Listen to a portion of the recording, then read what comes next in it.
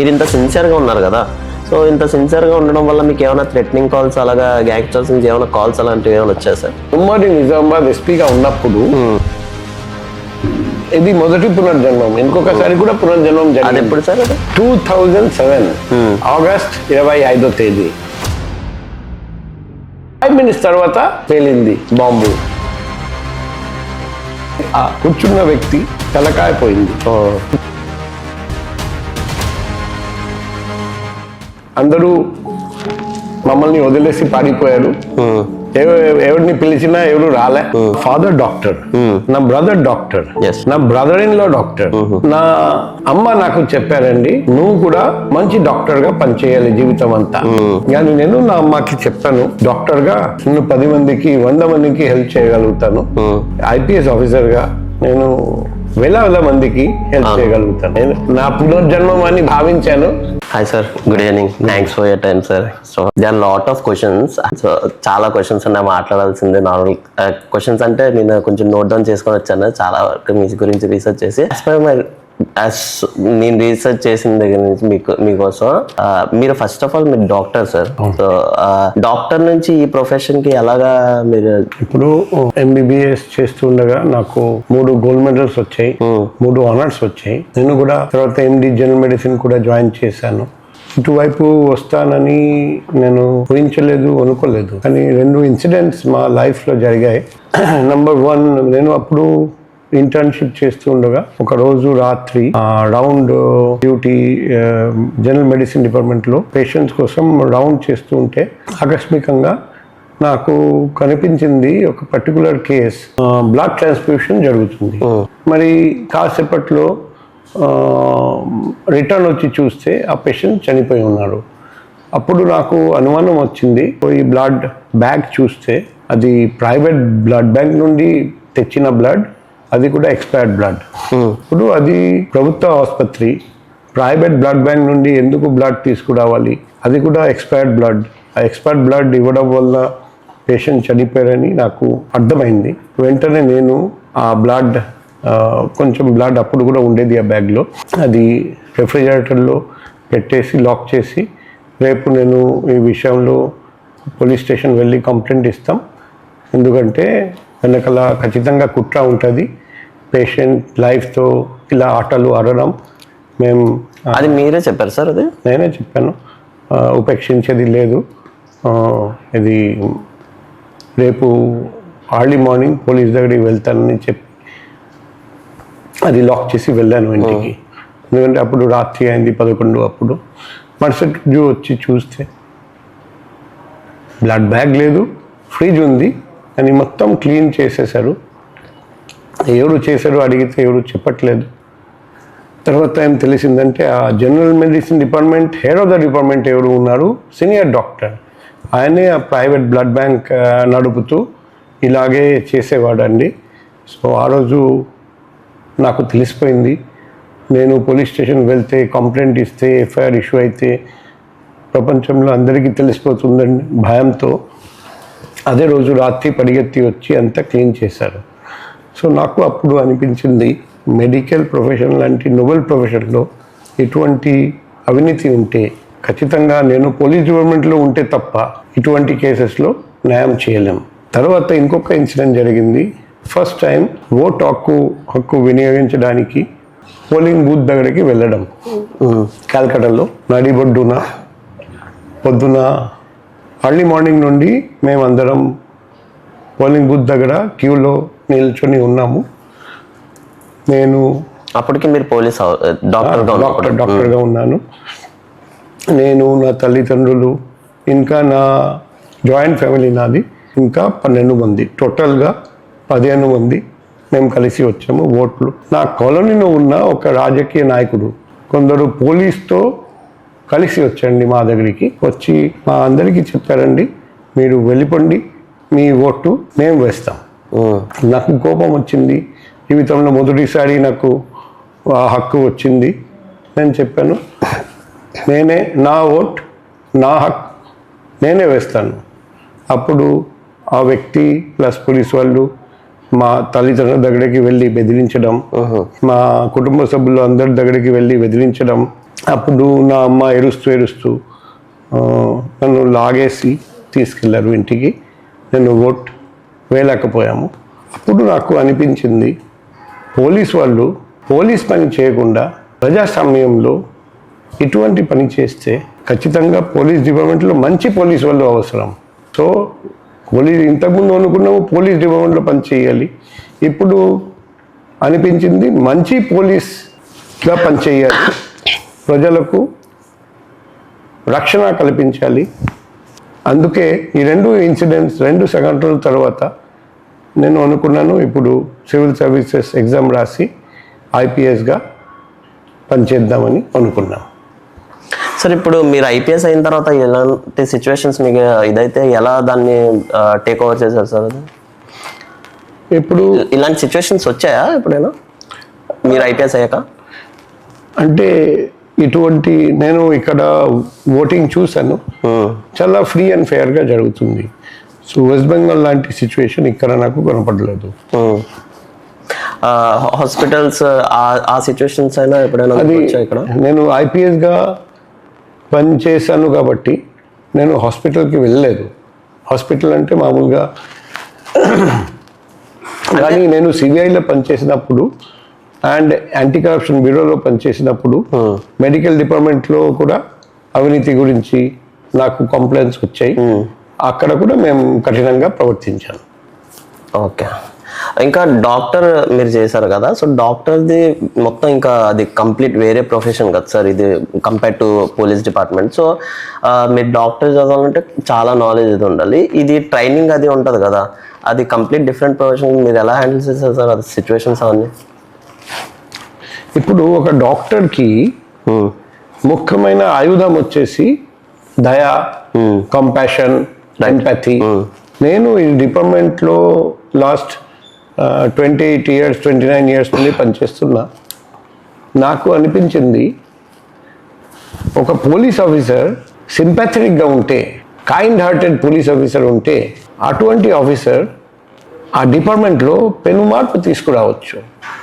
ఎందుకంటే ప్రజలు ఈరోజు పోలీస్ స్టేషన్ వెళ్ళినా, ఎస్పీ ఆఫీస్ వెళ్ళినా, కమిషనర్ ఆఫీస్ వెళ్ళినా, ఎక్కడికి వెళ్ళినా ప్రజలు ఎక్స్పెక్ట్ చేస్తారు మంచి ప్రవర్తన. రైట్. పోలీసు వాళ్ళు దురుసుగా ప్రవర్తిస్తే, అశుభకరంగా మాట్లాడితే, దుర్భాషలు ఆడితే ప్రజలు బాధపడతారు. సో అక్కడ ఒక కైండ్ హార్టెడ్ పోలీస్ ఆఫీసర్ ఉంటే, ఆ పోలీస్ ఆఫీసర్ శ్రద్ధంగా వింటే ఆ ప్రాబ్లం సగం అక్కడే తగ్గిపోతుంది. అబ్సల్యూట్లీ. సో ఈ డాక్టర్గా నేను పేషెంట్ హిస్టరీ బాగా అడిగేవాడిని. ఏం జరిగింది, ఎప్పటి నుండి ఉంది, ఎక్కడ ఉంది నొప్పి ఎలా ఉంది అని హిస్టరీ టేకింగ్ ప్రతి డాక్టర్ బాగా తెలుసుకోవాలి, నేర్చుకోవాలి. ఇక్కడ ఒక బాధితుడు నా దగ్గరికి వస్తే ఆ హిస్టరీ టేకింగ్, ఆ లిస్నింగ్ స్కిల్స్ చాలా ముఖ్యం. సో నేను ఇంతకుముందు కూడా 3 జిల్లాల్లో ఎస్పీగా పనిచేశాను. అక్కడ కూడా నేను చూశాను, అనుభవించాను. ఆ డాక్టర్గా ఎటువంటి స్కిల్స్ నేను నేర్చుకున్నాను, బాగా పనికి వచ్చాయి. సో ఆ గుడ్ డాక్టర్, మంచి డాక్టర్ అవ్వాలంటే మంచి మనిషి, గుడ్ హ్యూమన్ బీయింగ్ రైట్ గా మనం మంచి గుణాలు మనం ఇన్కల్కేట్ చేయాలి. ఆ గుణాలు ఒక మంచి పోలీస్ ఆఫీసర్కి కూడా పనికి వస్తాయి. ఇప్పుడు మ్యాక్సిమం నేను చూస్తున్న పోలీస్ ఆఫీసర్స్ మీరు చెప్పినట్టు రూడ్గా అలాగా నేను కూడా ఐ మీన్ బైక్ ఎక్కడైనా రాంగ్ ప్లేస్లో పార్క్ చేసినప్పుడు అలాంటి సిచ్యువేషన్ నా లైఫ్లో కూడా వచ్చాయి. సో అప్పుడు నేను పోలీస్ స్టేషన్కి వెళ్ళినప్పుడు నాతో కూడా ఐ మీన్ రూడ్గా బిహేవ్ చేయడం కొంతమంది నేను చూసాను. చాలా కేసెస్లో మీ దగ్గర వస్తారు కదా డైలీ కంప్లైంట్స్ పెట్టుకొని, ఇలాగ రూడ్గా బిహేవ్ చేస్తున్నారు పోలీస్ ఆఫీసర్స్, ఇలాగ వెళ్తే మీరే న్యాయం చేయట్లేదు అని అంటే దాన్ని మీరు ఎలా ఓవర్కమ్ చేస్తారు సార్ కేసుని? ఇప్పుడు మేము అందరికీ చెప్తాము, మీరు రౌడీస్తో రూడ్గా ప్రవర్తించాలి, దురుసుగా ప్రవర్తించాలి, కఠినంగా ప్రవర్తించాలి. కానీ పబ్లిక్ మీ దగ్గరికి వస్తారంటే న్యాయం కోసం బాధపడి ఇబ్బంది జరిగింది, బాధపడ్డాము, న్యాయం జరగట్లేదు. చాలా ఇయర్స్ నుంచి ఈ పోలీస్ ఆఫీసర్గా ఉన్నారు కదా, సో ఏ కేసు సార్ మీకు మెంటలీ డిస్టర్బ్ చేసింది, నైట్ నిద్ర పట్టుకునేది ఎలాగైనా సాల్వ్ చేయాలనేసి ఏమైనా టైప్ కేసు ఏమైనా మీ లైఫ్లో జరిగింది? ఒక కేసు జరిగింది. ఇప్పుడు నేను అప్పుడు ఉమ్మడి గుంటూరు జిల్లాలో ఎస్పీగా పనిచేశాను. ఒక రోజు సడన్గా రాత్రి ఒక ఇన్ఫర్మేషన్ వచ్చింది, ఫార్నెస్లో ఒక అమ్మాయి డెడ్ బాడీ పోయి చూస్తే చాలా క్రూరంగా హత్య చేశారు. సో నేను చాలా బాధపడ్డాను. ఇలా ఇటువంటి చిన్న అమ్మాయిని ఇలా కిరాతకంగా క్రూరంగా హత్య చేయడం, ఖచ్చితంగా ఈ కేసు ఛేదించాలి. సో ఆ కేసు ఛేదించాము కూడా. ఆ ముద్దాయికి పెద్ద జైలు శిక్ష జరిగింది. సొంత ఈ అమ్మాయి తల్లిదండ్రులతో శత్రుత్వం ఉంటే తల్లిదండ్రులను శిక్షించడానికి ఈ అమ్మాయికి ఇలా చేశారని మా దర్యాప్తులో తెలిసింది. పోలీస్ దగ్గరికి వస్తే పోలీస్ న్యాయం చేయొచ్చు, రైట్. పోలీస్ దగ్గరికి రాకపోతే అప్పుడు పోలీస్ ఎలా హెల్ప్ చేస్తాడు? ఒకటే మార్గం, ఆ ఫ్యామిలీ వాళ్ళు చెప్పకపోయినా ఇరుగు పొరుగు వాళ్ళు పోలీస్ దగ్గరికి వచ్చి ఆ సమాచారం ఇస్తే, లైక్ ఫ్యామిలీ వాళ్ళే వద్దు అని చెప్పేసి ఇప్పుడు వాళ్ళ ఫ్యామిలీ వైపు నుంచి ఎవ్వరు లేదు ఇది ఇలాగే యాక్సిడెంట్గా జరిగిందని పోర్ట్రేట్ చేస్తున్నారు. సో అలాంటి టైంలో బట్ తెలుసు కొంతమందికి, ఫ్యామిలీ వాళ్ళు ఇది ఇవ్వట్లేదు కదా. అప్పుడు కొందరికి తెలుసు కదా, కొన్ని ఇరుగు పొరుగు వాళ్ళకు తెలుసు. వాళ్ళు ముందుకు వచ్చి పోలీస్ దగ్గర వచ్చి కంప్లైంట్ ఇస్తారు. పోలీస్ కంప్లైంట్ మీద కేసు కట్టి ఎఫ్ఐఆర్ ఇష్యూ చేసి దర్యాప్తు చేసి నిజాలు తెలుసుకొని చర్య. ఫ్యామిలీ వాళ్ళు ఇలా సపోర్ట్ చేసినందుకు, ఇది యాక్సిడెంట్ గా పోర్ట్రేట్ చేసినందుకు వాళ్ళ మీద కూడా యాక్షన్ తీసుకుంటారు. వాళ్ళ మీద కూడా యాక్షన్ ఉంటుంది. ఎందుకంటే మన ఇంతకుముందు ఉండేది సెక్షన్ 201 IPC. ఓకే. ఏదైనా ఎవిడెన్స్ దాచుకోవడానికి మనం ప్రయత్నం చేస్తే ఖచ్చితంగా జైలు శిక్ష ఉంటుంది. సో మీరు ఎంత బిజీగా ఉన్నారు కదా సార్ కమిషనర్ లైఫ్, అంటే చాలా మందికి తెలియదు కమిషనర్ ఒక డే ఇలా ఉంటుంది అని చెప్పి.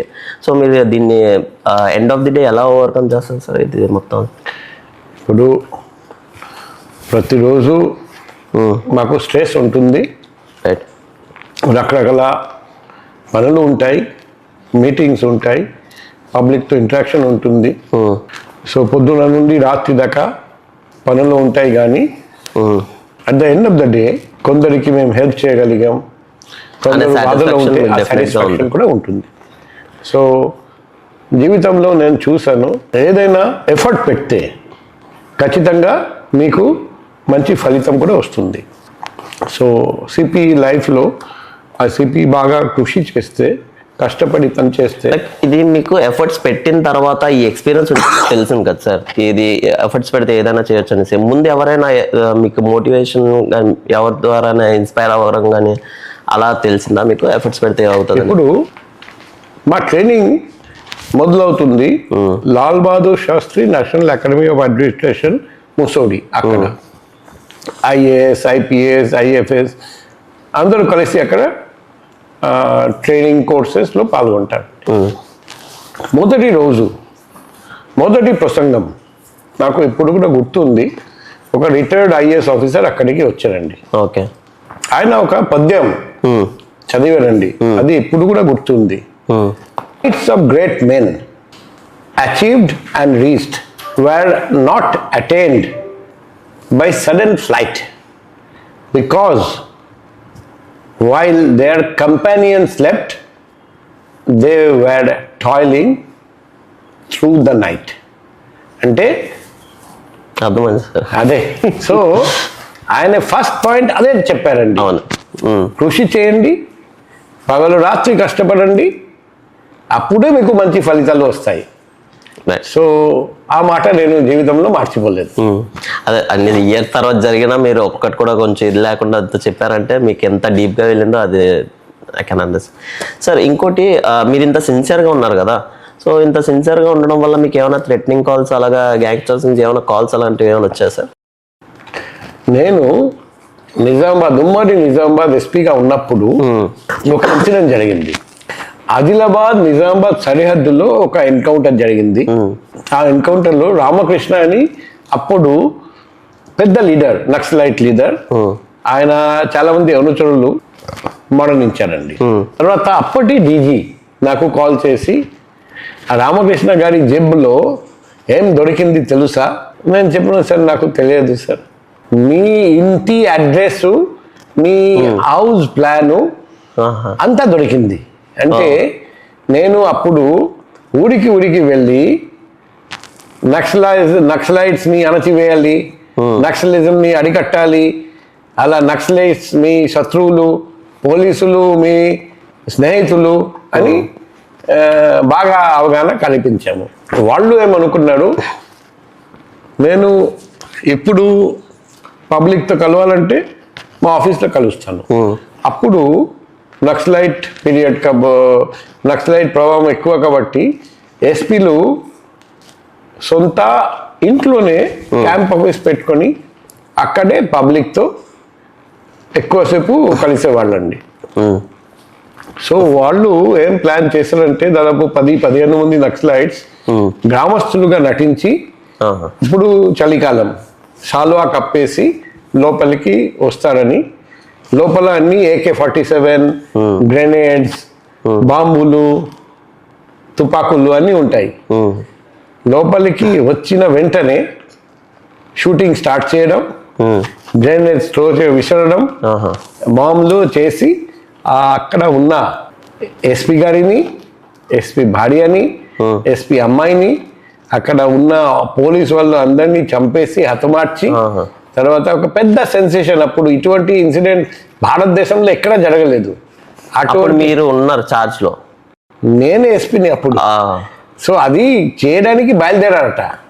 ఇంకా 2-3 రోజుల్లో ఈ ప్లాన్ వాళ్ళు మీ మీద, ఇది నా మీద, ఎందుకంటే నేను అలా చేస్తున్నానని అది భరించలేక నన్ను శిక్షించడానికి, నన్ను హతమార్చి, నా కుటుంబాన్ని హతమార్చి, అది మిగతా ఇటువంటి ఇలా పనిచేస్తున్న అందరికీ ఒక మెసేజ్, ఒక సందేశం పంపాలి. సో అలా ప్లాన్ చేశారు. వస్తూ మార్గ మధ్యంలో ఎన్కౌంటర్లో చనిపోయారు. అప్పుడు మీకు తెలిసిన తర్వాత అప్పుడు ఎలా రియాక్ట్ మీరు? నేను నా పునర్జన్మం అని భావించాను. ఇంకా కొంచెం సెక్యూరిటీ పెంచాను అంతే. కానీ ఇప్పుడు నా అభిప్రాయం వచ్చేసి, మన ప్రతి వ్యక్తి జన్మించాలి, మరణించాలి. మన చావు మన చేతుల్లో ఉండదు. కాబట్టి బ్రహ్మరాత మనకు మన ఎన్ని రోజులు జీవితం ఇక్కడ రాసి ఉంది మనకు తెలియదు. అది మనం గుర్తు పెట్టుకున్నాం. దట్ మా పని మనం చేస్తూ ఉంటాం, తర్వాత చావు బ్రతకడం మా చేతుల్లో ఉంది. 2007 ఆగస్ట్ 25వ తేదీ నేను నా కుటుంబంతో సహా లుంబిని పార్క్ చూడ్డానికి వెళ్ళాను. లుంబిని పార్క్ లో ఒక లెజర్ షో ఉంటది. సాయంత్రం 7ంటికి మొదలైంది. కొంచెం లేట్ అయింది. వైజాగ్ లోనా? హైదరాబాద్ 7:15 లోపలికి వెళ్ళాను. వెళ్ళి చూస్తే లేజర్ షో జరుగుతుంది, నడుస్తుంది. అంత లైట్ ఆఫ్, కూర్చోడానికి ఎక్కడ ప్లేస్ లేదు.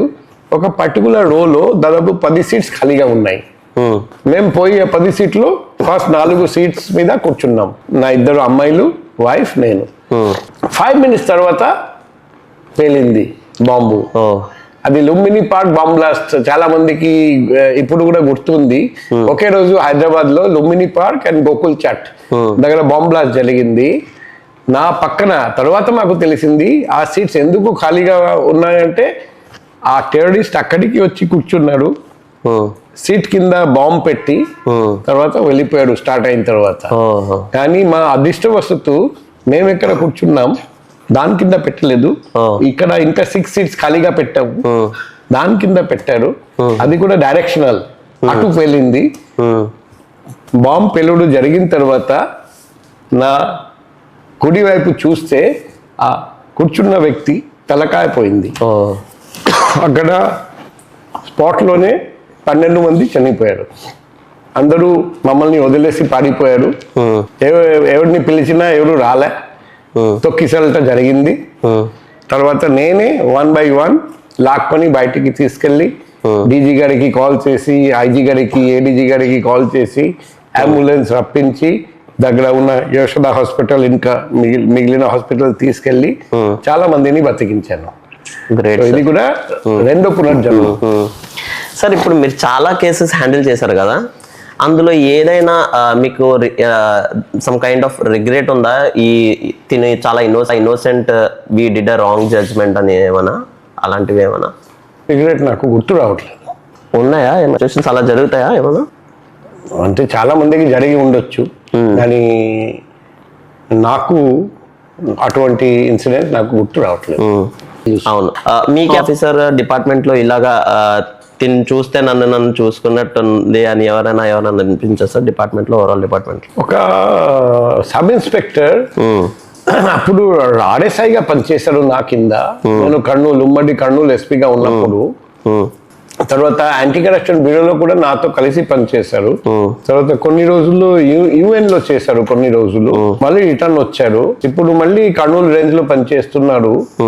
ఆయన ఒక స్టేషన్ ఇప్పుడు ఇన్స్పెక్టర్ గా పనిచేస్తున్నారేమో. స్టేషన్ నుండి అతన్ని ట్రాన్స్ఫర్ చేస్తే పబ్లిక్ రోడ్ ఎక్కి అది ప్రొటెస్ట్ చేశారు. ఆ ఎస్ఐ బాగా నిజాయితీ పరుడుగా పనిచేస్తారు, చాలా చిత్తశుద్ధితో, చాలా సిన్సియర్, ఆనెస్ట్, కమిటెడ్ ఆఫీసర్. ఆ ఆఫీసర్ని నేను చూశాను, బాగా అంటే రోల్ మోడల్గా పనిచేస్తున్నాడు. ఎస్ఐ పేరు నాకు గుర్తులేదు. ఓకే సార్, ఇన్ని హార్డ్షిప్స్ మీరు చూసారు కదా, లైక్ ఫ్యామిలీతో వెళ్ళినా సరే ఇలాంటి సిచ్యువేషన్స్ మీ లైఫ్లో వచ్చాయి కదా. సో ఎప్పుడైనా మీరు రిగ్రెట్ అయ్యారు సార్ ఇలా ఇలాంటివి జరుగుతున్నాయి, అనవసరంగా నేను డాక్టర్గానే ఉంటే బాగున్నా అని ఏమైనా అనిపించింది సార్? ఇప్పుడు నా ఫాదర్ డాక్టర్, నా బ్రదర్ డాక్టర్, ఎస్, నా బ్రదర్ ఇన్ లా డాక్టర్, నా అమ్మ నాకు చెప్పారండి, నువ్వు కూడా మంచి డాక్టర్గా పనిచేయాలి జీవితం అంతా. నేను IPS జాయిన్ అయిన తర్వాత నా అమ్మగారికి చాలా కోపం వచ్చింది. నువ్వు ఎందుకు వేరే డ్యూటీ చేస్తున్నావు? నేను చెప్పాను కదా నాకు నా అబ్బాయి డాక్టర్గా పనిచేయాలి. కానీ నేను నా అమ్మకి చెప్పాను, డాక్టర్గా నేను 10 మందికి 100 మందికి హెల్ప్ చేయగలుగుతాను.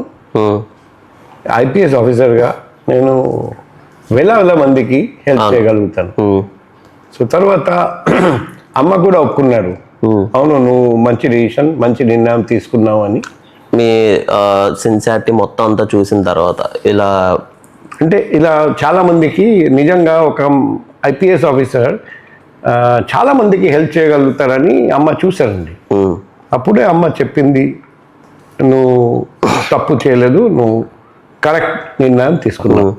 సార్ ఇప్పుడు మూవీస్లో చూస్తాం కదా సార్, లైక్ ఛార్జ్ తీసుకున్న వచ్చిన వెంటనే అందరు వచ్చి కలుస్తారు. లైక్ ఈ సిటీలో ఉన్న వాళ్ళు రౌడీ షీటర్స్ ఇంకా గ్యాంగ్స్టర్స్ వాళ్ళందరూ వచ్చి కూర్చుంటారు, లైక్ మనీ కూడా ఆఫర్ చేస్తారు, మూవీలో చూపిస్తుంటారు. అలాగే మీ లైఫ్లో ఏమైనా జరిగాయి సార్ ఇలాగా? నాకు జీవితంలో ఎవడు ఒక పైసా కూడా ఆఫర్ చేయలేదు. గ్యాంగ్స్టర్స్ వచ్చి కలలేదు. కొందరు రౌడీస్ వచ్చి కలిసి సార్ నా రౌడీ షీట్ తొలగించండి అని రిక్వెస్ట్ చేశాడు, నేను నిరాకరించాను. ఇంతవరకు నేను చెప్పగలుగుతాను. మీ సిన్సియారిటీ గురించి అంటే ఎవరినైనా మీట్ అవి ఇలాగా డబ్బులు ఇవ్వాలన్నా సరే ఫస్ట్ వాళ్ళ గురించి రీసెర్చ్ చేస్తారు కదా సార్, అలాగా రీసెర్చ్ చేసిన తర్వాత నా జీవితంలో ఒక పైసా కూడా ఎవరు ఆఫర్ చేయలేదు. వైజాగ్ అంటే సిటీ ఆఫ్ పీస్ అని అంటారు కదా సార్, మీరు వచ్చినప్పుడు వైజాగ్ ఎలా ఉండేది సార్?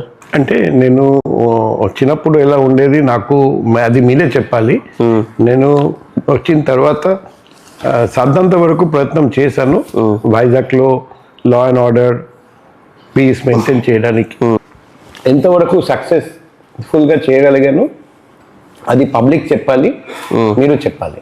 సో ఇంకోటి ఏంటంటే సార్, ఇప్పుడు పోలీసింగ్లో మీరు ఎలాంటి టైప్ ఆఫ్ ఒక పర్టికులర్ చేంజ్ తేవాలి అని అనుకుంటున్నారు సార్ ఉన్న వ్యవస్థలో? ఇప్పుడు ఇది ప్రజాస్వామ్యం. ప్రజాస్వామ్యంలో ప్రజలే రాజులు. కానీ దురదృష్టవశాత్తు చాలా చోట్ల పోలీసు వాళ్ళు ప్రజలతో, పేద ప్రజలతో మంచిగా ప్రవర్తించడం లేదు. ఇప్పుడు 100% కేసెస్లో న్యాయం చేయడం మన చేతుల్లో ఉండదు. కానీ నేను నమ్ముతాను 100% కేసెస్లో పేద ప్రజలతో మంచిగా ప్రవర్తించడం, వాళ్ళు బాధ చెప్తే వినడం, అది అందరికీ సాధ్యం. సో నేను ఈ ఒక్కటే మార్పు, దట్ ప్రజలతో, పేద ప్రజలతో, బాధలో ఉన్న, ఇబ్బందుల్లో ఉన్న ప్రజలతో మీరు మంచిగా ప్రవర్తించండి. ఈ మార్పు తీసుకురావడానికి మేము ప్రయత్నం చేస్తున్నాను. రెండోది అవినీతి తగ్గించడం. అవినీతి నిర్మూలించడం ఈ సమాజంలో సాధ్యం కాదు మన భారతదేశంలో. కానీ తగ్గించడానికి మనం అందరం ప్రయత్నం చేస్తే ఖచ్చితంగా మార్పు వస్తుంది మన సమాజంలో. సార్ మీరు తీసుకునే డెసిషన్స్కి పొలిటీషియన్స్ ఇన్వాల్వ్మెంట్ ఏమైనా ఉంటుంది సార్? ఇలా చేయకూడదు, ఇది మా వర్క్ ఎఫెక్ట్ అవుతుంది అనేసి, లేకపోతే మీరు ఏ డెసిషన్ తీసుకున్నా అది అందరు పొలిటీషియన్స్ అన్ని స్టిక్ అయి ఉంటారా దాని మీద? ఇప్పుడు ఇది ప్రజాస్వామ్యం కాబట్టి రాజకీయ నాయకులు కూడా ఉంటారండి, అవును, పోలీస్ కూడా ఉంటారండి, పబ్లిక్ కూడా ఉంటారండి. పబ్లిక్ రాజకీయ నాయకుల దగ్గరికి వెళ్తారు, వాళ్ళ బాధ చెప్పుకుంటారు. రాజకీయ నాయకులు కలెక్టర్ గారికి, సిపి గారికి, అందరికీ ఫోన్ చేసి ఆ పబ్లిక్ చెప్పిన ఇష్యూస్ గురించి అవగాహన కల్పిస్తారండి, వాళ్ళకి తెలియజేస్తారండి. ఇప్పుడు ఒక రాజకీయ నాయకుడు ఒక విషయం గురించి చెప్పారు అనుకోండి, అది కరెక్ట్ అనుకోండి, మనం అలా చేస్తే ఎటువంటి ఇబ్బంది లేదు. కానీ ఆయన చెప్పిన మాట తప్పు అనుకోండి, మేము ఎటువంటి పరిస్థితుల్లో ఒప్పుకోకూడదు. సో మేము అలాగే చేస్తాం. రాజకీయ నాయకుడు నాకు కాల్ చేసి ఏదో ఒకటి చెప్పొచ్చు, అది కరెక్ట్, అది చేస్తే పబ్లిక్కి బెనిఫిట్, మనం చేయాల్సిందే. అది చేస్తే పబ్లిక్కి హాని జరుగుతుంది, మనం చేయకూడదు. సో అలా ఇప్పుడు మెరిట్ చూసి నిర్ణయం తీసుకోవడం. అవును. ఇప్పుడు అది డిసిషన్ రాంగ్ అయినా సరే పొలిటీషియన్స్ ఎవరైనా కాల్ చేసి లేదు ఇది అవ్వాలి అని చెప్పి హయ్యర్ ఇందులో ఉన్న వాళ్ళు కాల్ చేసి ఏమైనా మీకు చెప్పారా సార్? ఇలాగా అట్లా ఏం జరగలేదు, సిచ్యువేషన్ జరగలేదు. నాకు గుర్తుంది చాలా రోజుల క్రితం ఒక చీఫ్ మినిస్టర్ నాకు కాల్ చేసి, బక్షి నా 70 మంది కార్యకర్తలను నువ్వు పట్టుకున్నావు, అందరినీ వదలాలి అని చెప్తే నేను ఏం రిప్లై ఇచ్చానంటే, సార్ నేను అందరినీ బాగా కోటింగ్ ఇచ్చి జైలు పంపిస్తాను. ఎందుకు అలా చేస్తావు? అలా చేస్తేనే లా అండ్ ఆర్డర్ కంట్రోల్లో ఉంటుంది. అప్పుడు ఆ చీఫ్ మినిస్టర్ నాకు, సరే నీకు అలా అనిపిస్తే అలాగే చెయ్యి అని చెప్పేశారండి.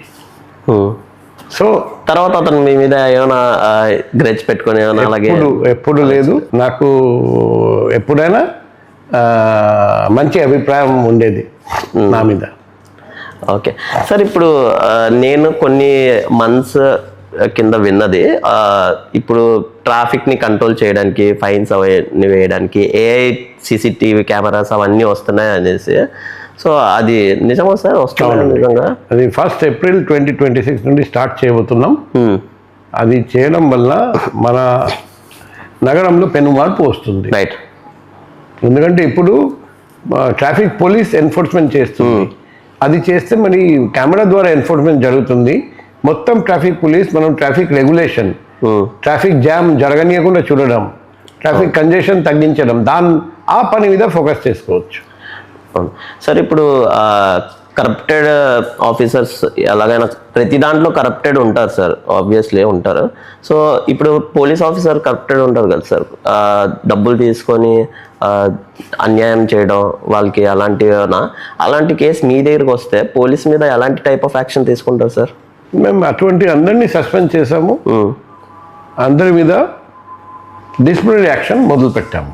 ఉమ్, ఎందుకంటే మనం యాక్షన్ తీసుకోవాలంటే ఎవిడెన్స్ చూసి ఆధారాలు చూసి యాక్షన్ తీసుకోవాలి. అలా చేస్తూ మీ దగ్గరికి వస్తారు కదా సార్ చాలా మంది కంప్లైంట్స్ అవన్నీ తీసుకొని, అంటే వాళ్ళు పోలీస్ స్టేషన్లో అక్కడ న్యాయం జరగకపోతే మీ దగ్గరికి వస్తారు కంప్లైంట్ తీసుకొని. ఇప్పుడు ఫర్ ఎగ్జాంపుల్ మీ దగ్గర కూడా మీరున్న విజిట్ చాలా కేసెస్ రావడం వల్ల ఎవరికైనా ఇదైతే వాళ్ళు ఇక్కడ కూడా న్యాయం జరగలేదనేసి ఇంకెక్కడికి వెళ్తారు సార్? ఇప్పుడు మా దగ్గరికి వచ్చిన చాలామంది సివిల్ డిస్ప్యూట్స్ తీసుకొని వస్తారు. సివిల్ డిస్ప్యూట్ అంటే భూమి తగదా, డబ్బు తగదా, హౌస్ ఓనర్ వర్సెస్ టెనెంట్ తగదా, భార్యాభర్త తగదా, రకరకాల తగాదాలు. అవును. యాక్చువల్గా తగాదాలు అంటే కోర్టుకి వెళ్ళాలి, కానీ పబ్లిక్ మా దగ్గరికి వస్తారు ఎందుకంటే కోర్టులో టైం ఎక్కువ పడుతుందని. ఇప్పుడు కొన్ని కేసులు మేము న్యాయం చేయగలుగుతాం, కొన్ని కేసులో చాలా కాంప్లికేటెడ్ కేసు, అది కోర్టులోనే సాల్వ్ అవ్వాలి, మా చేతుల్లో లేదు, మేము చేయలేం. సో అటువంటి కేసెస్లో మేము చేయలేమంటాం. వాళ్ళు సార్ పోలీస్ స్టేషన్లో కూడా న్యాయం జరగలేదు, మీ ఆఫీస్లో కూడా న్యాయం జరగలేదని బాధపడతారు. కానీ నిజంగా చూస్తే 100% కేసెస్లో పరిష్కారం చేయడం ఏ కోర్టులో జరగదు, ఏ పోలీస్ స్టేషన్ జరగదు, ఏ ఆఫీస్లో జరగదు. అది ఒక మనిషి చేతుల్లో అది సాధ్యం కాదు, అసాధ్యం. సో అది పబ్లిక్ అర్థం చేసుకోవాలి. ఇప్పుడు న్యాయం జరగకపోతే ఎలా సార్? అదే అనుకోండి, ఒక భూమి తగదా, మీరు ఏ పార్టీ, నేను బి పార్టీ, కోర్టులు నడుస్తుంది, 10 సంవత్సరం నుండి నడుస్తుంది. ఏమారో దగ్గరికి వెళ్ళారు, ఆర్డీఓ దగ్గరికి వెళ్ళారు, డిస్ట్రిక్ట్ జాయింట్ కలెక్టర్ దగ్గరికి వెళ్ళారండి, జాయింట్ కలెక్టర్ దగ్గరికి వెళ్ళారండి, పోలీస్ స్టేషన్ వెళ్ళారండి, ఏసీపీ, డీసీపీ, సిపి దగ్గరికి వెళ్ళారండి, ఎవరు చేయలేకపోయాడు. అప్పుడు ఆయన బాధపడతాడు, సిపి దగ్గర కూడా న్యాయం జరగలేదు. సిపి కూడా మనిషి, ల్యాండ్ తగదా, భూమి తగదా, ఆ భూమి ఎవరిది సిపికి ఎలా తెలుసు, పోలీస్కి ఎలా తెలుసు? అది రెవెన్యూ వాళ్ళే చెప్పాలి, కోర్టు చెప్పాలి. సో ఇటువంటి కేసెస్లో మేము న్యాయం చేయలేము, ఎందుకంటే మాకు పవర్స్ లేవు న్యాయం చేయడానికి. పవర్స్ ఎవరికి ఉంది, వాళ్ళ దగ్గరికి వెళ్ళాలి. పబ్లిక్ వాళ్ళ దగ్గరికి వెళ్ళకుండా రిపీటెడ్గా పోలీస్ దగ్గరికి వెళ్ళి మాకు న్యాయం చేయండి చెప్తే కొన్ని కేసుల్లో మేము నిజంగా న్యాయం చేయలేము, ఎందుకంటే మాకు పవర్స్ లేవు. సో ఆ పరిస్థితి ప్రజలు కూడా అర్థం చేసుకోవాలి. సో ఇప్పుడు మీరు ఇంత స్టేజ్లో ఉన్నారు, కమిషనర్ లెవెల్లో ఉన్నారు, అయినా కొన్ని దానికి మీకు పవర్స్ లేవు అన్న దానికి మీరు ఎప్పుడైనా రిగ్రెట్గా ఫీల్ అయ్యారా? లేదు, నాకు ఈ ల్యాండ్ విషయంలో పవర్స్ లేవు, డిస్ట్రిక్ట్ కలెక్టర్కి ఉంది. ఓకే, వాళ్ళు డిస్ట్రిక్ట్ కలెక్టర్ దగ్గరికి వెళ్ళాలి, అదే మేము సజెస్ట్ చేస్తాం. సో అందరికీ అన్ని పవర్స్ ఉంటే కష్టం. మీ దగ్గర ఏదైతే పవర్స్ ఉన్నారో దాంట్లో మీరు 100% ఇస్తున్నారు. అవునండి, అవునండి. సో ఇప్పుడు చాలా మంది లవ్ మ్యారేజ్ చేసుకొని ఫ్యామిలీని ఎదిరించి లవ్ మ్యారేజ్ చేసుకొని పోలీస్ దగ్గరికి వస్తారు కదా సార్. సో అలాంటి కేసెస్ చాలా ఉన్నాయి, డైలీ అవుతూ ఉంటాయి కదా సార్. సో దాన్ని యాక్సెప్ట్ చేసి ఓకే చేసుకుంటా అని చెప్పి తీసుకెళ్ళిపోయిన తర్వాత ఏమైనా అలాంటివి ఏమైనా జరిగితే దానికి మీరు యాక్షన్ తీసుకుంటారు కదా సార్. ఇప్పుడు ఒక అబ్బాయి అమ్మాయిని ప్రేమించి లేకపోతే ప్రేమిస్తున్నానని చెప్పి తర్వాత మోసం చేస్తే ఆర్ వైస్ వర్సా, ఒక పార్టీ పెళ్లి చేసుకున్నారు సార్, పెళ్లి చేసుకున్న తర్వాత కూడా ఇలా చేస్తే మా దగ్గరికి వాళ్ళు వస్తారు, మేము కేసు కడతాం, కౌన్సిలింగ్కి పిలిపిస్తాం, కానీ అన్ని కేసులు మేము న్యాయం చేయలేం. ఎందుకంటే మేము ఎన్నిసార్లు చెప్పినా ఆ భర్త చెప్తారు ఈ అమ్మాయి నాకు వద్దు, లేకపోతే భార్య చెప్తారు ఈ అబ్బాయి నాకు వద్దు. మేము బలవంతంగా రివాల్వర్ గుడి పెట్టి మేము ఇది కాపురం నిలబెట్టలేము. సో మేము ప్రయత్నం వరకు చేయొచ్చు. అలాంటి టైప్ కాదు సార్, నేను అడుగుతుంది ఏంటంటే ఇప్పుడు అమ్మాయి అబ్బాయి పెళ్లి చేసుకున్న తర్వాత వాళ్ళ ఫ్యామిలీ వచ్చాక వాళ్ళ మమ్మీ డాడీ ఇంటికి తీసుకెళ్ళిపోయిన తర్వాత అమ్మాయిని ఏమైనా చేయడం కానీ అబ్బాయిని ఏమైనా చేయడం కానీ అలాంటివి చేస్తే అమ్మాయిని ఏం చేస్తారు, అబ్బాయిని టార్చర్ చేయడం కానీ ఎందుకు చేసుకున్నా మాకు ఇష్టం లేకపోయినా అని చెప్పి ఇంటికి తీసుకెళ్ళిపోయిన తర్వాత అలాంటివి ఏమైనా చేస్తే మీ వరకు వస్తే వాళ్ళ మీద ఎలాంటి యాక్షన్ తీసుకుంటారు? ఇప్పుడు మేజర్ అబ్బాయి మేజర్ అమ్మాయి రైట్ స్వచ్ఛందంగా పెళ్ళి అయిపోయింది. తర్వాత తల్లిదండ్రులు తీసుకెళ్ళి టార్చర్ చేస్తే ఆ అబ్బాయి కానీ నా అమ్మాయి కానీ మా దగ్గరికి వచ్చి కంప్లైంట్ ఇస్తే ఆధారాలు చూపెడితే మేము ఖచ్చితంగా యాక్షన్ తీసుకోవాలి. రైట్ సార్, ఇప్పుడు సోషల్ మీడియా గురించి మీరు చూస్తున్నారు కదా సార్, మైనర్ అమ్మాయిలు మైనర్ అబ్బాయిలు సోషల్ మీడియాలో బాగా వైరల్ అవ్వడానికి కోసం అనేసి ఇష్టం వచ్చినట్టు వల్గర్ కంటెంట్ చేసి పెడుతున్నారు కదా సార్, వాళ్ళ మీద ఏమైనా యాక్షన్ తీసుకున్నారు సార్? అవునండి, ఐటీ యాక్ట్ కింద వాళ్ళ మీద కూడా యాక్షన్ తీసుకోవాల్సిందే. కానీ వాళ్ళు మైనర్ అయితే మనం యూజువల్గా జైలుకి పంపడం లేదు. హీనస్ క్రైమ్ చేయకపోతే children at conflict with law కింద జువెనైల్ జస్టిస్ యాక్ట్ ప్రకారం జువెనైల్ హోమ్ కి పంపాల్సి వస్తుంది. వాళ్ళని ఎంకరేజ్ చేసి చేయిస్తున్న వాళ్ళ మీద ఏమైనా యాక్షన్ తీసుకున్నారు సార్? అది చాలా కష్టం. వెతికి చూడాలి ఎవడు ప్రోత్సహిస్తున్నారు, ఎవడు కుట్ర, అది కుట్ర ఎవడి వల్ల జరిగింది, ఇది దర్యాప్తు చేసి మనం గుర్తించగలిగితే ఖచ్చితంగా వాళ్ళ మీద కఠినమైన శిక్ష యాక్షన్ జరుగుతుంది. వైజాగ్లో ఒక ఐడియల్ ఫ్యూచర్ పోలీస్ సిస్టమ్ మీద బిల్డ్ చేయాలని అనుకుంటే అది మేము ఎలా చూడొచ్చు సార్ ఈ ఫ్యూచర్లో? ఒకటి ఏఐ డ్రివెన్ చలనింగ్ సిస్టమ్ వస్తుంది. దాని భాగంగా ప్రతి చోట ఫేస్ రికగ్నిషన్ కెమెరా, దానివల్ల ఏ ముద్దాయి, ఏ దొంగ, ఏ నిరస్తుడు, ఏ రౌడీ ఎక్కడికి వెళ్ళినా దొరికిపోతారు CCTVలో. ఇది ఎప్పటి నుంచి స్టార్ట్ అవుతుంది సార్? నెక్స్ట్ ఇయర్ అదే ఫస్ట్ ఏప్రిల్ 2026. ఈ డిసిషన్స్ ఇలా స్టార్ట్ చేయాలి, ఇలా చేయాలి అని చెప్పి పొలిటీషియన్స్ నుంచి చేయాలని సజెషన్ ఉంటుంది సార్, లేకపోతే ఇదంతా మీ ప్లాన్, మీ ఐడియా అయ్యి ఉంటుంది? అంటే నా ప్లాన్, కానీ ఇది గౌరవ సీఎం గారి విజన్ అండ్ మన వైజాగ్ ఎంపీ గారి కాన్స్టాంట్ ఆయన ప్రోత్సహించారు. అంటే ఇప్పుడున్న సీఎం కదా సార్? ఇప్పుడున్న, అవునండి, ఆయన విజన్ అండ్ నా ప్రెసిడెంట్ వైజాగ్ ఎంపీ ఆయన కంటిన్యూస్ గా ప్రోత్సహించారండి. ఆయన హెల్ప్ చేశారండి, ఫండ్స్ తీసుకొస్తాం, ఇలా చేయండి అలా చేయండి, గైడ్ చేయడం. సో ఇద్దరిది మెసేజ్ కంట్రిబ్యూషన్ గారు. అవునండి, అవునండి. Okay, he so educated sir. He has been constantly guiding us. Right. So ఇప్పుడు మీరు జగన్ అన్న టైంలో కూడా మీరు పోలీస్ సేమ్ ఇందులో ఉన్నారు కదా, సిపి గానే ఉన్నారు కదా? ADG లా అండ్ ఆర్డర్ గా ఉన్నాను. అప్పుడు మాకు సిపి పోస్ట్ రాలేదు. ఓకే, మీకు 2024లో వచ్చింది. మన సీఎం సార్, కొత్త సీఎం సార్ వచ్చిన తర్వాతనే ఆయన ఇచ్చారండి. అంతకుముందు నాకు సిపి పోస్ట్ రాలేదు. రైట్. సో సీఎం గా ఎలక్ట్ అయిన తర్వాత అతను సెలెక్ట్ చేసుకుంటారు కదా సార్, ఎవరికైతే ఏ స్టేజ్ లో ఉంటే అక్కడ ఉంటే బాగుంటది అనేసి. So CM decisions. అవునండి, మొత్తం ఆయన డెసిషన్. ఓకే సార్, మీ అంబిషన్ కి పర్పస్ కి డిఫరెన్స్ ఏంటి సార్ మీ వేలో? ఇప్పుడు అంబిషన్ అంటే నాకు సిపి పోస్ట్ రావాలి, నాకు DG పోస్ట్ రావాలి, ఆ పోస్ట్ రావాలి, ఈ పోస్ట్ రావాలి, ఇది వచ్చేసి అంబిషన్. అండ్ పర్పస్ వచ్చేసి నేను ప్రతిరోజు 10 మందికి హెల్ప్ చేయాలి, 100 మందికి హెల్ప్ చేయాలి, పేదవాళ్ళకు హెల్ప్ చేయాలి, నిరాశ్రయాలకు ఆశ్రయం కల్పించాలి. అది వచ్చేసి పర్పస్. సో చాలా మందికి అంబిషన్ వాళ్ళు ఫుల్ఫిల్ చేస్తారు, కానీ పర్పస్ ఆఫ్ లైఫ్ గురించి ఆలోచించరు. సో మనం అంబిషన్ ఒకవైపు, పర్పస్ మరోవైపు. మీరు రెండు ఫుల్ఫిల్ చేస్తున్నారు అట్ ద సేమ్ టైం.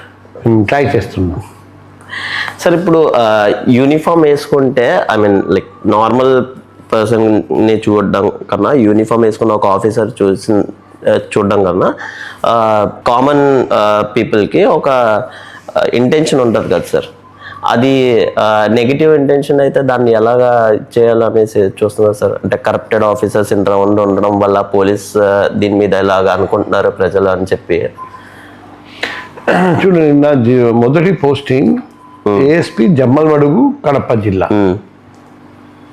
అక్కడ ఇలాగే ఒక ప్రెస్ మీట్ అయిపోయినాక ఒక ప్రెస్ రిపోర్టర్ అప్పుడు కూడా వెళ్ళలేదండి. నేను అతన్ని పిలిపించి కూర్చోపెట్టి అడిగాము, మీరు పోలీస్ మీద ఎప్పుడైనా నెగిటివ్ వార్త ఎందుకు రాస్తారండి? అప్పుడు ఆయన చెప్పారంటే, మేము పోలీస్ మీద పాజిటివ్ వార్త రాస్తే ప్రజలు నమ్మరు, పోలీస్ చేత అమ్ముడిపోయారని, పోలీస్ నుండి డబ్బు తీసుకొని మంచి వార్తలు రాస్తున్నారని ప్రజలు అనుకుంటారు. అందుకే పోలీస్ వాళ్ళు మంచి పని చేసినా మేము నెగిటివ్ వార్తనే రాయాలి. అని ఆయన చెప్పారు ఆ రోజు ఆహా 2000. సో అప్పుడు ఆ పరిస్థితి ఉండేది, కానీ ఇప్పుడు చూస్తే పరిస్థితి చాలా వరకు మారింది. ఇప్పుడు చాలా పేపర్స్, న్యూస్ పేపర్స్ కానీ ఎలక్ట్రానిక్ మీడియా కానీ పోలీస్ మంచి పని చేస్తే బాగా హైలైట్ చేస్తున్నారు. సో ఆ పరిస్థితి లేదు. పోలీసులో కూడా మంచి వాళ్ళు ఉన్నారని ఇప్పుడు ప్రజలకు కూడా తెలుసు, పబ్లిక్ కూడా నమ్ముతున్నారు. సార్ ఇప్పుడు మీరు యాక్చువల్గా మీరు బెంగాలీ, మీరు మీరు ఇన్స్పిరేషన్ ఎందుకు అయ్యారు, ఒక సిచ్యువేషన్స్ కూడా చెప్పారు ఎందుకు పోలీస్ ఆఫీసర్ అవ్వాలి అని అనుకున్నది. బట్ మీరు పోలీస్ ఆఫీసర్ అయ్యాక మీ స్టేట్లో మీరు ఇలా జరుగుతుంది దానికోసం అయ్యారు అని అన్నారు కదా, మీరు వేరే స్టేట్కి ట్రాన్స్ఫర్ అయ్యారు. సో మీకు ఏమైనా ఇలాగా నాన్ లోకల్ కదా నేను అలాంటివి ఏమైనా అనిపించిందా, లేకపోతే ఎక్కడైనా నేను ఒకే సర్వీస్ ఇవ్వాలి అని చెప్పి మీరు అలా వర్క్ చేస్తున్నారా? అంటే ఇది జనరల్ క్వశ్చన్. నాకు నేను ఎప్పుడు civil services exam form fill up చేశాను, అప్పుడు 2 ఆప్షన్స్ ఉండేవి. నువ్వు సొంత రాష్ట్రంలో పనిచేయడానికి సిద్ధంగా ఉన్నావా లేవు. నేను రాశాను నేను సొంత రాష్ట్రంలో పనిచేయడానికి సిద్ధంగా లేను అని రాసి ఇచ్చాను. నేను వెస్ట్ బెంగాల్లో పని చేయను అని రాసి ఇచ్చాను. అప్పుడు నాకు ఫస్ట్ ర్యాంక్ వచ్చింది ఐపీఎస్లో. ఆల్ఫాబెటికల్ ఆర్డర్లో చూస్తే ఆంధ్రప్రదేశ్ నంబర్ 1. అందుకే నాకు ఆంధ్రప్రదేశ్ కేటాయించడం జరిగింది. నాకు ఐపీఎస్లో ర్యాంక్ 1. ఇప్పుడు రాష్ట్ర విభజన జరిగింది, నాకు తెలంగాణ కేటాయించాడు. నేను తెలంగాణ తీసుకోను, నేను ఆంధ్రప్రదేశ్ సెలెక్ట్ చేస్తున్నానని రాసి ఇచ్చాను. చాలా మందికి తెలంగాణ ఇవ్వకపోతే వాళ్ళు క్యాట్ వెళ్ళారు, కోర్టు వెళ్ళారు, సుప్రీంకోర్టు వెళ్ళారు నాకు తెలంగాణ కావాలని. నేను మాత్రం నాకు ఆంధ్రప్రదేశ్ కావాలని తెలంగాణ వాపస్ ఇచ్చేసి ఆంధ్రప్రదేశ్ తీసుకున్నాను. సో నాకు ఆంధ్రప్రదేశ్లో ప్రజలందరూ చాలా ప్రేమించారు. సో అది మేము ఆంధ్రప్రదేశ్, అరుణాచల్ ప్రదేశ్ అలా ఆల్ఫాబెటికల్ సెలెక్ట్ చేసుకోవడానికి వస్తుంది. ఇంకా మీరు నేను మేడం మీ వైఫ్ గారు సార్ స్క్రిప్ట్ రైటర్ అనేసి నేను తెలుసుకున్నాను. మీకు ఏ టైప్ ఆఫ్ మూవీస్ అంటే ఇష్టం సార్? లైక్ క్రైమ్ మూవీసా, పోలీస్ టైప్ మూవీసా, లేకపోతే హారర్ మూవీసా, కామెడీ మూవీస్, అలాంటి మీకు ఏ టైప్ ఆఫ్ మూవీస్ అంటే చాలా ఇంట్రెస్టెడ్గా చూస్తారు sir? Super man, super women movies చాలా ఇష్టం. నేను చూస్తూ ఉంటాను ఏ మూవీలో అటువంటి హీరో అటువంటి హీరోయిన్ ఉన్నారని ఆ మూవీస్ వెతికి చూస్తాను. నా వైఫ్ ఎప్పుడైనా సపోర్ట్ చేస్తాను. అండ్ నా motto in life is you should be a fighter, never a quitter. Right. మనం ఎప్పుడు క్విట్. మీ గురించి ఓకే సార్, మీరు అది మీ యాజ్ అ పోలీస్ ఆఫీసర్ మీరు అలా తీసుకుంటారు, కానీ ఫ్యామిలీ వైఫ్ ఎప్పుడైనా ప్రోత్సహిస్తానండి. ఫ్యామిలీ ఇంట్లో ఇంకా నా 2 అమ్మాయిలు, వాళ్ళు ఇంకా చిన్న పిల్లలు, వాళ్ళు ఏం ఇంకా అడ్వైస్. జాయింట్ ఫ్యామిలీ చెప్పారు కదా సార్, అందరు డాక్టర్. అప్పుడు జాయింట్ ఫ్యామిలీ ఉండేది. జాబ్ వదిలేసి రావాలి ఎప్పుడు ఎవరు చెప్పలేదు. మా ఫ్యామిలీలో ఎవరికి ఈ జాబ్ రాలేదు, నేను తప్ప ఎవరికి ఇటువంటి జాబ్ లేదు. మీ రోల్ మోడల్ ఎవరు సార్ మీ లైఫ్లో? ఎవరైనా ఉన్నారా మీ రోల్ మోడల్? ఇలాగా అంటే రోల్ మోడల్ అని చెప్పకూడదు, కానీ కొందరు నాకు బాగా ఇష్టం. కొందరు అందులో నంబర్ 1 వచ్చేసి లాల్ బహదూర్ శాస్త్రి, నంబర్ 2 మన ఎక్స్ ప్రెసిడెంట్ అబ్దుల్ కలాం ఆజాద్. ఈ ఇద్దరు నాకు చాలా ఇష్టం. అబ్దుల్ కలాం సార్. ఇప్పుడు మీరు కమిషనర్ ఆఫ్ పోలీస్ కదా సార్, మొత్తం ఎంటైర్ డిపార్ట్మెంట్ మీ చేతిలో ఉంది. సో మీరు పర్సనల్గా ఏమైనా యూజ్ చేద్దాము ఇలా అనేసి మీరు పర్సనల్గా ఏమైనా చేసుకున్నారు సార్? అలాగా అంటే పర్సనల్ నా ఫ్యామిలీ కోసం పర్సనల్ గ్రెడ్జ్ లాంటి టైప్లో ఎప్పుడైనా మైండ్లోకి వచ్చింది సార్, ఇలా యూజ్ చేయకూడదు ఇలా యూజ్ చేయొచ్చు అనేసి? పర్సనల్ గ్రెడ్జ్ టైప్లో ఏమైనా? పర్సనల్ గ్రెడ్జ్ మనం ఎప్పుడు పెట్టకూడదు. ఎప్పుడు మనం అనుకోవాలి ఈ పోస్ట్ నాకు ఈరోజు ఉంది, రేపు ఉండదు. రైట్, 100%. సో ఈ పోస్ట్ నాకు శాశ్వతంగా ఉంటుంది, నేను శాశ్వతంగా పోలీస్ కమిషనర్, ఆ మాట ఎవరైనా ఆలోచిస్తే అది మూర్ఖత్వం. సో అది మనం పర్సనల్ గ్రాడ్జ్, పర్సనల్ ఒపీనియన్ ఇవన్నీ మనం పట్టించుకోకూడదు. మనం ఒక స్వల్ప సమయం కోసం ఒక రోల్లో పనిచేస్తున్నా, అది రోల్ బాగా ప్లే చేయాలి అంతే. తర్వాత వెళ్ళిపోమంటూ వెళ్ళిపోవాలి. సార్ ఒక commissioner of police or Shakespeare చెప్పిన ఒక మాట నేను ఎప్పుడైనా గుర్తు పెట్టుకుంటాను, all the men are mere players. మనం ఒక్కొక్క రోల్ ప్లే చేస్తున్నాం. కొన్ని రోజులు ఈ రోల్ ఉంటుంది, రేపు రోల్ మారిపోతుంది, అప్పుడు కొత్త రోల్లో నటించాలి. అది గుర్తు పెట్టుకుంటే మనకు ప్రాబ్లం ఉండదు. సార్ ఇప్పుడు మీ ఫ్యామిలీలో చాలా మంది జాయింట్ ఫ్యామిలీ అని అన్నారు కదా సార్, డాక్టర్స్ అందరు అని అన్నారు కదా సార్. ఎవరైనా అంటే ఫ్యామిలీలో రిలేటివ్స్ ఉంటారు కదా, సో వీళ్ళు చాలా ఎదిగిపోయారు అని చెప్పి, అలాంటి మీ ఫ్యామిలీలో కూడా సిచ్యువేషన్స్ ఏమైనా ఉన్నాయా సార్ అలాగా? ఎటువంటి సిచ్యువేషన్? లైక్ అందరికన్నా మీరు ఒక ఫార్వర్డ్ ఇందులో ఉన్నారు కదా సార్, ఒక కమిషనర్ ఆఫ్ పోలీస్ కదా, సో చాలా ఫ్యామిలీస్లో రిలేటివ్స్ వీళ్ళు ఇంకా ఇదైపోయారు అని చెప్పి అలా ఉంటాయి కదా సార్, అలాగా? ఇప్పుడు మా ఫ్యామిలీ మొత్తం కలకత్తాలో ఉండిపోయారు, మేము ఇక్కడికి వచ్చేసాము. మేము లాస్ట్ 4-5 years నుండి కలలేకపోయాము. మా ఫ్యామిలీ, మా అత్త, మామ, డాడీ అందరూ మాతో కలిసి ఉంటున్నారు వైజాగ్లో. మేము కలకత్తా కూడా వెళ్ళడం లేదు. సో ఫ్యామిలీతో అంటే ఎక్స్టెండెడ్ ఫ్యామిలీతో మాట్లాడాలంటే వాడు ఫోన్ వారానికి ఒకసారి 2 సార్లు అలా మాట్లాడతాను అంతే. ఇంకా టైమే దొరకదు మాకు. టైం ఎక్కడ మాట్లాడడానికి? నేను కూడా ఎప్పటి నుంచో మీకు ఇంకా 2 ప్రోగ్రామ్స్ ఉన్నాయి. ఇది అయిపోయినాక 2 ప్రోగ్రామ్స్కి వెళ్ళాలి. వాళ్ళందరూ ఎదురు చూస్తున్నారు, ఒకటి గాజువాక, ఒకటి.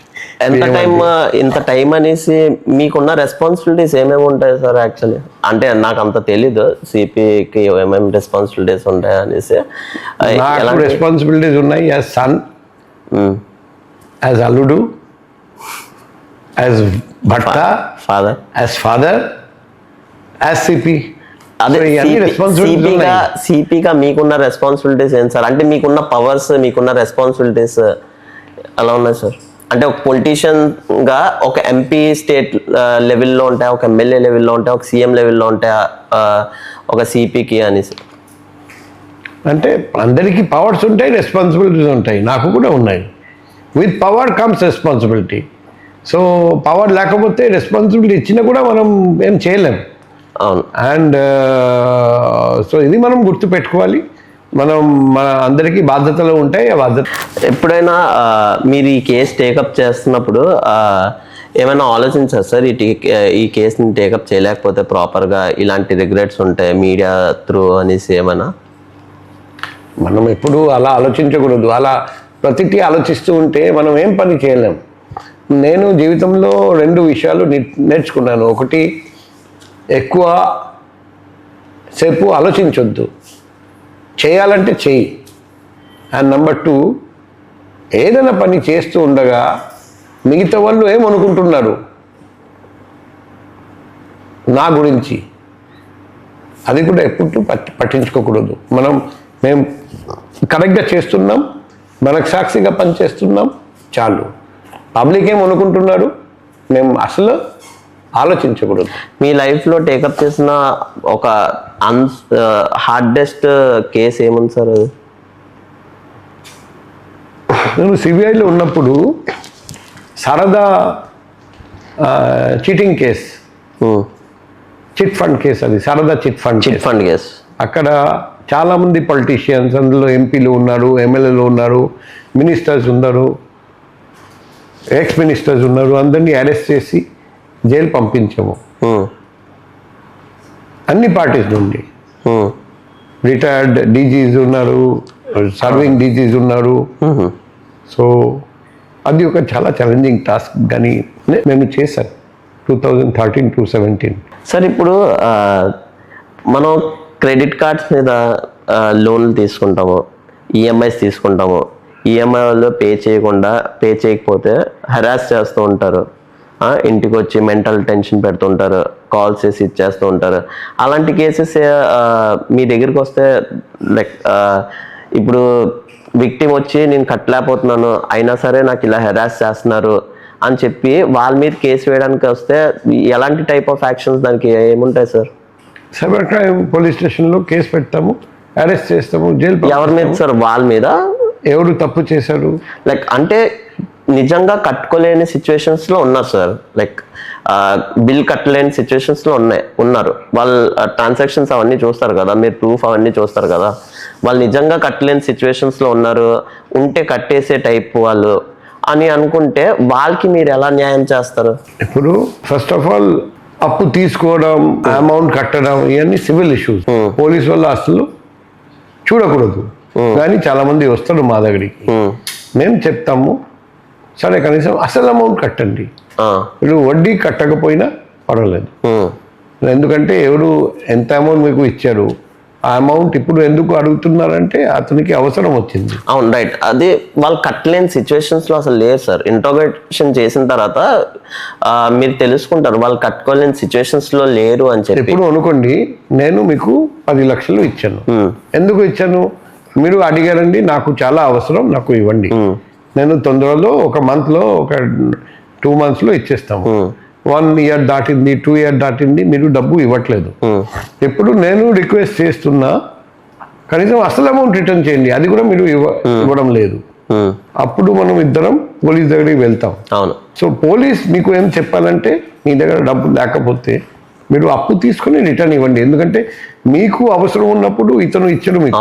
ఇప్పుడు అతనికి అవసరం వచ్చింది, మీకు అంతా కట్టడానికి కెపాసిటీ లేకపోతే మళ్ళీ వేరే వ్యక్తి నుండి అప్పు తీసుకొని రిటర్న్ ఇవ్వండి. తర్వాత మీకు ఎప్పుడు కెపాసిటీ ఉంటే అప్పుడు అతనికి రిటర్న్ చేయండి, కానీ ఇతనికి మీరు అన్యాయం చేయకూడదు. అవును, అలా చెప్తాం. రైట్. బట్ నేనేం చెప్తానంటే, నాకు ఎవరు అప్పు ఇచ్చేవాళ్ళు లేరు, నేను చెట్లేను, నా ప్రాణం తీసుకోండి, నాకు చంపండి, నా దగ్గర నుంచి ₹1 రాదు అని చెప్పి నేను చేతులు ఎత్తేస్తే వాళ్ళకి ఎలా న్యాయం చేస్తారు సార్? అప్పుడు మీ ఆస్తులు అసలు ఏం లేవు, అలా చేస్తారా సార్? ఆస్తులు అంతే రూల్ ఉంది. మీ ఆస్తులు జప్తు చేసి అది అమ్మేసి రిటర్న్ చేయాలి. ఇన్ కేసు ఆస్తులు కూడా అలాంటివి ఏం లేని సిచ్యువేషన్ లో ఏం చేస్తారు? అప్పుడు ఆలోచించాలి ఎలా న్యాయం చేయాలి. ఎందుకంటే నాకు అన్యాయం జరుగుతుంది. అవును, కాబట్టి మీకు అన్యాయం జరగకూడదు, నాకు కూడా అన్యాయం జరగకూడదు కదా, అందరూ మనుషులే కదా. అవును.